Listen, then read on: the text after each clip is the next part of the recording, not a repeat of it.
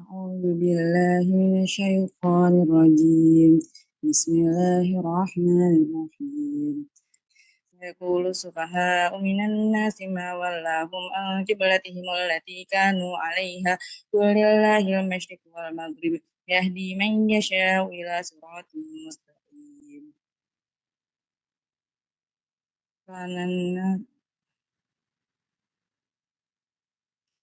وكذلك جعلناكم أمة وسطا لتكونوا شهداء على الناس ويكون الرسول عليكم شهيدا وما جعلنا القبلة التي كنت عليها إلا لنعلم من يتبع الرسول ممن ينقلب على عقبيه وإن كانت كبيرة إلا على الذين هدى الله وما كان الله ليضيع إيمانكم إن الله بالناس لرؤوف رحيم قد نرى تقلب وجهك في السماء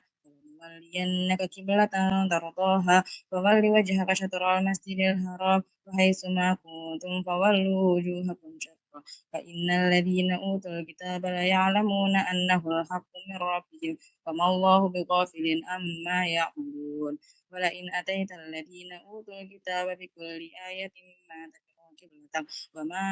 أنت بتابع قبلتهم وما بعضهم بتابع قبلتهم ولئن اتبعت أهواءهم من بعد ما جاءك من العلم إنك إذا لمن الظالمين الذين آتيناهم الكتاب يعرفونه كما يعرفون أبناءهم وإن فريقا منهم ليكتمون الحق وهم يعلمون الحق من ربك فلا تكونن من الممترين ولكل وجهة هو موليها فاستبقوا الخيرات أينما تكونوا يأتي بكم الله جميعا إن الله على كل شيء قدير ومن حيث خرجت فول وجهك شطر المسجد الحرام وإنه للحق من ربك وما الله بغافل عما تعملون ومن حيث خرجت فول وجهك شطر المسجد الحرام وحيث ما كنتم فولوا وجوهكم شطره لئلا يكون للناس عليكم حجة إلا الذين ظلموا منهم فلا تخشوهم واخشوني ولأتم نعمتي عليكم لعلكم تهتدون كما أرسلنا فيكم رسولا منكم يتلو عليكم آياتنا ويزكيكم ويعلمكم الكتاب والحكمة ويعلمكم ما لم تكونوا تعلمون فاذكروني أذكركم واشكروا لي ولا تكفرون يا أيها الذين آمنوا استعينوا بالصبر والصلاة إن الله مع الصابرين ولا تقولوا لمن يقتل في سبيل الله أموات بل أحياء ولكن لا تشعرون ولنبلونكم بشيء من الخوف والجوع ونقص من الأموال والأنفس والثمرات وبشر الصابرين الذين إذا أصابتهم مصيبة قالوا إنا لله وإنا إليه راجعون أولئك عليهم صلوات من ربهم ورحمة وأولئك هم المهتدون إن الصفا والمروة من شعائر الله فمن هج البيت أو اعتمر فلا جناح عليه أن يطوف بهما ومن تطوع خيرا فإن الله شاكر عليم إن الذين يكتمون ما أنزلنا من البينات والهدى من بعد ما بيناه للناس في الكتاب أولئك يلعنهم الله ويلعنهم اللاعنون إلا الذين تابوا وأصلحوا وبينوا فأولئك أتوب عليهم وأنا التواب الرحيم إن الذين كفروا وماتوا وهم كفار أولئك عليهم لعنة الله والملائكة والناس أجمعين خالدين فيها لا يخفف عنهم العذاب ولا هم ينظرون وإلهكم إله واحد لا إله إلا هو الرحمن الرحيم إن في خلق السماوات والأرض واختلاف الليل والنهار والفلك التي تجري في البحر بما ينفع الناس وما أنزل الله من السماء من ماء فأحيا به الأرض بعد موتها وبث فيها من كل دابة وتصريف الرياح والسحاب المسخر بين السماء والأرض لآيات لقوم يعقلون ومن الناس من يتخذ من دون الله أندادا يحبونهم كحب الله والذين آمنوا أشد حبا لله ولو يرى الذين ظلموا إذ يرون العذاب أن القوة لله جميعا وأن الله شديد العذاب إذ تبرأ الذين اتبعوا من الذين تبعوا ورأوا العذاب وتقطعت بهم الأسباب وقال الذين اتبعوا لو أن لنا كرة فنتبرأ منهم كما تبرأوا منا كذلك يريهم الله أعمالهم حسرات عليهم وما هم بخارجين من النار يا أيها الناس كلوا مما في الأرض حلالا طيبا ولا تتبعوا خطوات الشيطان إنه لكم عدو مبين إنما يأمركم بالسوء والفحشاء وأن تقولوا على الله ما لا تعلمون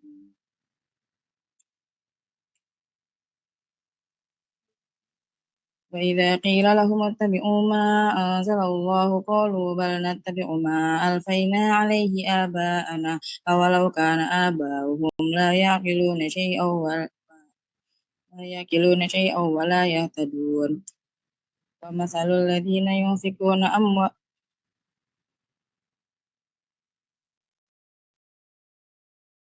ومثل الذين كفروا كمثل الذي ينعق بما لا يسمع إلا دعاء ونداء صم بكم عمي فهم لا يعقلون يا أيها الذين آمنوا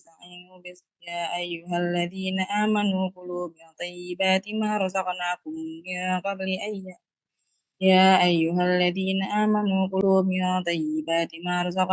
واشكروا لله إن كنتم إياه تعبدون إنما حرم عليكم الميتة والدم ولحم الخنزير وما أهل به لغير الله فمن اضطر غير باغ ولا عاد فلا إثم عليه إن الله غفور رحيم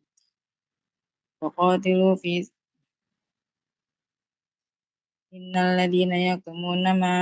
أنزل الله من الكتاب ويشترون به ثمنا قليلا أولئك ما يأكلون في بطونهم إلا النار ولا يكلمهم الله يوم القيامة ولا يزكيهم ولهم عذاب أليم أولئك الذين اشتروا الضلالة بالهدى والعذاب بالمغفرة فما أصبرهم على النار ذلك بأن الله نزل الكتاب بالحق وإن الذين اختلفوا في الكتاب لفي شقاق بعيد ليس البر أن تولوا وجوهكم قبل المشرق والمغرب ولكن البر من آمن بالله واليوم الآخر والملائكة والكتاب والنبي واليوم الآخر والملائكة والكتاب والنبيين وآتى المال على حبه ذوي القربى واليتامى والمساكين وفي السبيل والمساكين وآتى المال على حبه ذوي القربى واليتامى والمساكين وابن السبيل والسائلين وفي الرقاب وأقام الصلاة وآتى الزكاة والموفون بعهدهم إذا عاهدوا والصابرين في البأساء والضراء وحين البأس أولئك الذين صدقوا وأولئك هم المتقون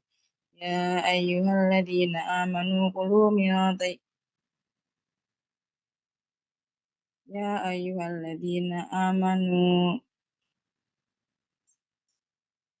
أيها الذين آمنوا كتب عليكم القصاص في القتلى الحر بالحر والعبد بالعبد والأنثى بالأنثى فمن أوفي له من أخيه شيء فاتباع بالمعروف وأداء إليه بإحسان ذلك تخفيف من ربكم ورحمة فمن اعتدى بعد ذلك فله عذاب أليم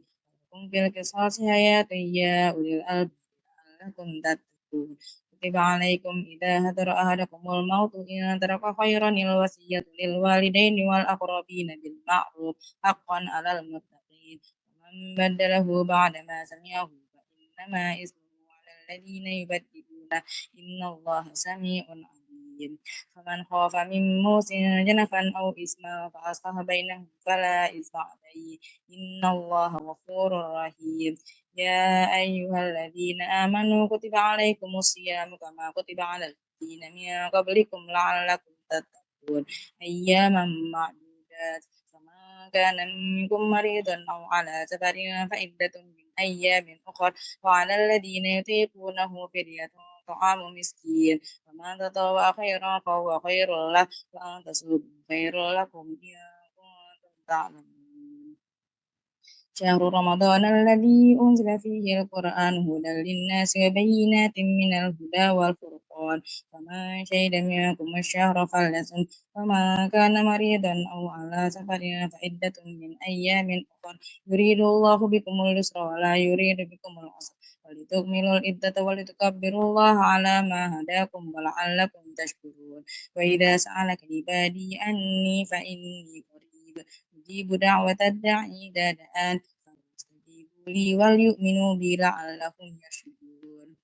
أحل لكم ليلة الصيام الرفث إلى نسائكم هن لباس لكم وأنتم لباس لهن علم الله أنكم كنتم تختانون أنفسكم فتاب عليكم وعفى عنكم فالآن باشروهن وابتغوا ما كتب الله لكم وكلوا واشربوا حتى يتبين لكم الخيط الأبيض من الخيط الأسود من الفجر ثم أتموا الصيام إلى الليل ولا تباشروهن وأنتم عاكفون في المساجد تلك حدود الله فلا تقربوها كذلك يبين الله آياته للناس لعلهم يتقون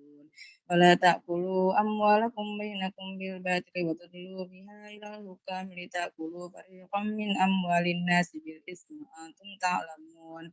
يسألونك عن الأهلة قل هي مواقيت للناس والهج وليس البر بأن تأتوا البيوت من ظهورها ولكن البر من اتقى وأتوا البيوت من أبوابها واتقوا الله لعلكم تفلحون فقاتلوا في سبيل الله الذين يقاتلونكم ولا تعتدوا إن الله لا يحب المعتدين فاقتلوهم حيث ثقفتموهم وأخرجوهم من حيث أخرجوكم والفتنة أشد من القتل ولا تقاتلوهم عند المسجد الحرام حتى يقاتلوكم فيه فإن قاتلوكم فاقتلوهم كذلك جزاء الكافرين فإن انتهوا فإن الله غفور رحيم وقاتلوهم حتى لا تكون فتنة ويكون الدين لله فإن انتهوا فلا عدوان إلا على الظالمين الشهر الحرام بالشهر الحرام والحرمات قصاص فمن اعتدى عليكم فاعتدوا عليه بمثل ما اعتدى عليكم واتقوا الله واعلموا أنكم ملاقوه واتقوا الله واعلموا أن الله مع المتقين وأنفقوا في سبيل الله ولا تلقوا بأيديكم إلى التهلكة وأحسنوا إن الله يحب المحسنين وأتموا الحج والعمرة لله فإن أسرتم فما استيسر من الهدي ولا تهلكوا رؤوسكم حتى يبلغ الهدي محله فمن كان منكم مريضا أو به أذى من رأسه ففدية من صيام أو صدقة أو نسك فإذا أمنتم فما تمتع بالعمرة إلى الحج فما استيسر من الهدي فمن لم يجد فصيام 3 أيام في الحج و7 إذا رجعتم تلك 10 كاملة ذلك لمن لم يكن أهله حاضر المسجد الحرام واتقوا الله واعلموا أن الله مع المتقين واتقوا الله واعلموا أن الله شديد العقاب الحج أشهر معلومات فمن فرض فيهن الحج فلا رفث ولا فسوق ولا جدال في الحج وما تفعلوا من خير يعلمه الله فتزودوا فإن خير الزاد التقوى واتقون يا أولي الألباب ليس عليك هداهم ولا ليس عليكم جناح أن تبتغوا فضلا من ربكم فإذا أفدتم من عرفات فاذكروا الله عند المشعر الحرام واذكروه كما هداكم وإن كنتم من قبله لمن الضالين ثم أفيدوا من حيث أفاض الناس واستغفروا الله إن الله غفور رحيم قال له فقاتلوا في فإذا قضيتم مناسككم فاذكروا الله كذكركم آباءكم أو أشد ذكرا فمن الناس من يقول ربنا آتنا في الدنيا وما له في الآخرة من خلاق ومنهم من يقول ربنا آتنا في الدنيا حسنة وفي الآخرة حسنة وقنا عذاب النار أولئك لهم نصيب مما كسبوا والله سريع الحساب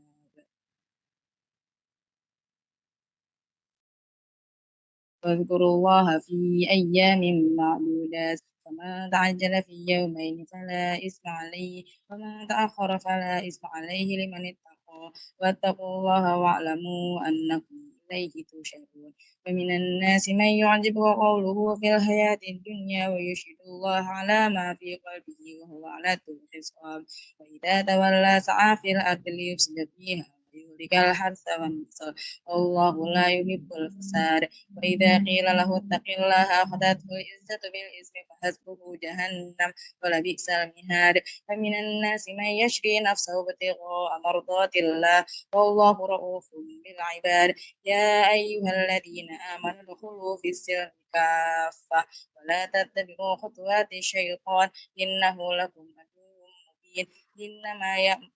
فإن زلتم من بعد ما جاءتهم البينات فاعلموا أن الله عزيز حكيم هل ينظرون إلا أن يأتيهم الله في ظلال من الغمام والملائكة وقضي الأمر وإلى الله ترجع الأمور سل بني إسرائيل كم آتيناهم من آية بينة ومن يبدل نعمة الله من بعد ما جاءته فإن الله شديد العقاب زين للذين كفروا الحياة الدنيا ويسخرون من الذين آمنوا والذين اتقوا فوقهم يوم القيامة والله يرزق من يشاء بغير حساب كان الناس أمة واحدة فبعث الله النبيين مبشرين ومنذرين وأنزل معهم الكتاب بالحق ليحكم بين الناس فيما اختلفوا فيه فما اختلف فيه إلا الذين أوتوه من بعد ما جاءتهم البينات بغيا بينهم هدى الله الذين آمنوا لما اختلفوا فيه من الحق بإذنه والله يهدي من يشاء إلى صراط مستقيم أم حسبتم أن تدخلوا الجنة ولما يأتكم مثل الذين خلوا من قبلكم مستهم البأساء والضراء وزلزلوا حتى يقول الرسول والذين آمنوا معه متى نصر الله ألا إن نصر الله قريب يسألونك ماذا ينفقون قل ما أنفقتم من خير فللوالدين والأقربين واليتامى والمساكين وابن السبيل وما تفعلوا من خير فإن الله به عليم كتب عليكم القتال وهو كره لكم وعسى أن تكرهوا شيئا وهو خير لكم وعسى أن تحبوا شيئا وهو شر لكم والله يعلم وأنتم لا تعلمون ما كان يسألونك عن الشهر الحرام قتال فيه قل قتال فيه كبير وصد عن سبيل الله وكفر به والمسجد الحرام وإخراج أهله منه أكبر المسجد الحرام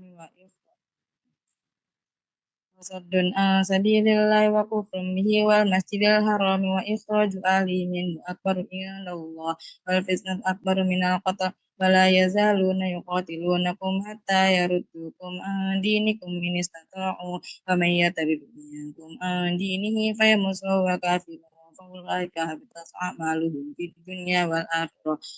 وأولئك أصحاب النار هم فيها خالدون وإذ أخذنا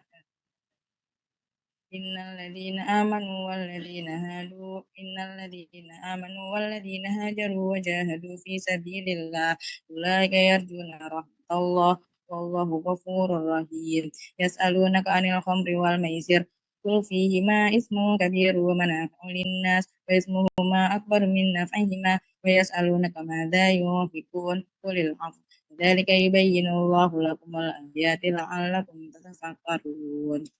في الدنيا والآخرة ويسألونك عن اليتامى قل إصلاح لهم خير وإن تخالطوهم إخوانكم والله يعلم المفسد من المصلح ولو شاء الله لعنتكم إن الله عزيز حكيم ولا تنكحوا المشركات حتى يؤمن ولا أمة مؤمنة خير من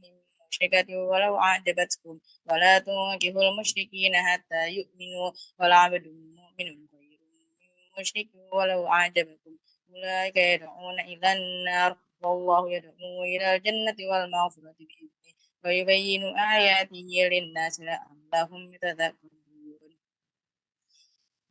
ويسألونك عن المحيض قل هو أذى فاعتزلوا النساء في المحيض ولا تقربوهن حتى يطهرن فإذا تطهرن فأتوهن من حيث أمركم الله إن الله يحب التوابين ويحب المتطهرين نساؤكم حرث لكم فأتوا حرثكم أن شئتم وقدموا لأنفسكم واتقوا الله واعلموا أنكم ملاقوه وبشر المؤمنين ولا تجعلوا الله عرضة لأيمانكم أن تبروا وتتقوا وتصلحوا بين الناس والله سميع عليم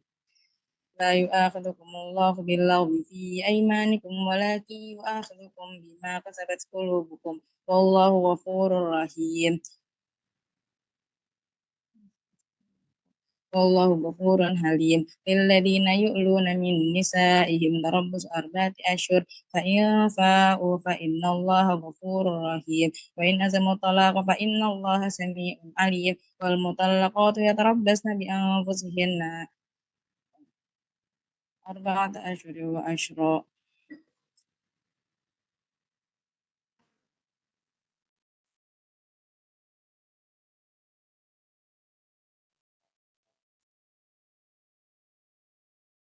والمطلقات يتربصن بأنفسهن 3 قروء ولا يحل لهن أن يكتمن ما خلق الله في أرحامهن إن كن يؤمن بالله واليوم الآخر وبعولتهن أحق بردهن في ذلك إن أرادوا إصلاحا ولهن مثل الذي عليهن بالمعروف وللرجال عليهن درجة والله عزيز حكيم الطلاق مرتان فإمساك بمعروف أو تسريح بإحسان ولا يحل لكم أن تأخذوا مما آتيتموهن شيئا إلا أن يخافا ألا يقيما حدود الله فإن خفتم ألا يقيما حدود الله فلا جناح عليهما فيما افترت به تلك حدود الله فلا تعتدوها ومن يتعد حدود الله فأولئك هم الظالمون فإن طلقها فلا تحل له من بعد حتى تنكح زوجا غيره فإن طلقها فلا جناح عليهما أن يتراجعا أن يقيما حدود الله فإن خفتم ألا يقيما وتلك حدود الله يبينها لقوم يعلمون وإذا طلقتم النساء فبلغن أجلهن فأمسكوهن بمعروف أو سرهوهن بمعروف ولا تمسكوهن ضرارا لتعتدوا ومن يفعل ذلك فقد ظلم نفسه ولا تتخذوا آيات الله هزوا واذكروا نعمة الله عليكم أنزل عليكم من الكتاب والحكمة يعظكم به واتقوا الله واعلموا أنكم ملاقوه واتقوا الله واعلموا أن الله بكل شيء عليم وإذا طلقتم النساء فبلغن أجلهن فلا تعذروهن أن ينكحن أزواجهن إذا تراضوا بينهم بالمعروف ذلك يوعظ به من كان منكم يؤمن بالله واليوم الآخر ذلكم أزكى لكم وأطهر والله يعلم وأنتم لا تعلمون والوالدات يرضعن أولادهن حولين كاملين لمن أراد أن يتم الرضاعة وعلى المولود له رزقهن وكسوتهن بالمعروف لا تكلف نفس إلا وسعها لا تضار والدة بولدها ولا مولود له بولده وعلى الوارث مثل ذلك فإن أرادا فصالا عن تراض منهما وتشاور فلا جناح عليهما وإن أردتم أن تسترضعوا أولادكم فلا جناح عليكم إذا سلمتم ما آتيتم بالمعروف واتقوا الله واعلموا أن الله بكل شيء عليم واتقوا الله واعلموا أن الله بما تعملون خبير واتقوا الله واعلموا أن الله بما تعملون بصير والذين يتوفون منكم ويذرون أزواجا يتربصن بأنفسهن 4 أشهر وعشرا فإذا بلغن أجلهن فلا جناح عليكم فيما في أنفسهن بالمعروف والله عزيز حكيم فاتقوا الله واعلموا أن الله بما تعملون خبير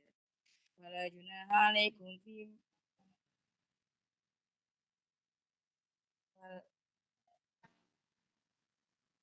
ولا جناح عليكم فيما فعلنا في أنفسهن بالمعروف والله بما تعملون خبير ولا جناح عليكم فيما أردتم به من خطبة النساء أو أكننتم في أنفسكم علم الله أنكم ستذكرونهن ولكن لا تواعدوهن سرا إلا أن تقولوا قولا معروفا ولا تعزموا عقدة النكاح حتى يبلغ الكتاب أجله واعلموا أن الله يعلم ما في أنفسكم فاحذروا واعلموا أن الله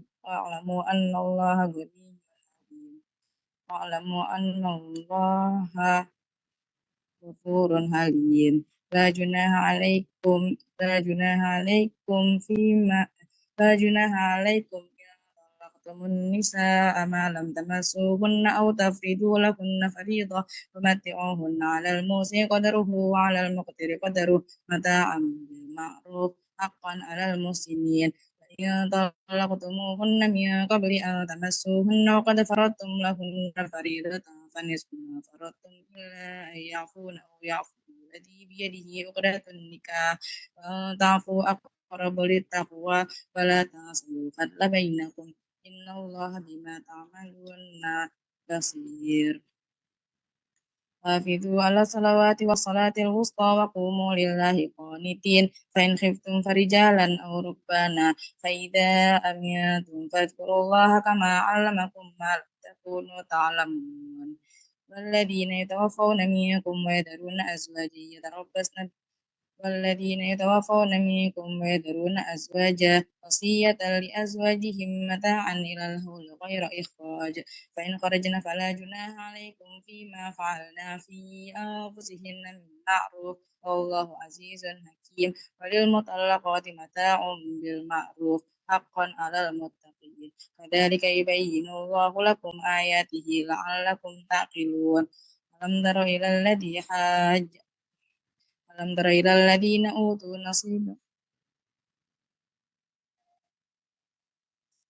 ألم تر إلى الذين خرجوا من ديارهم وهم ألوف حذر الموت فقال لهم الله موتوا ثم أحياهم إن الله لذو فضل على الناس ولكن أكثر الناس لا يشكرون وقال لهم نبي فقاتلوا في سبيل الله الذين وقاتلوا في سبيل الله واعلموا أن الله سميع عليم من ذا الذي يقرض الله قرضا حسنا فيضاعفه له أضعافا كثيرة والله يقبض ويبسط وإليه ترجعون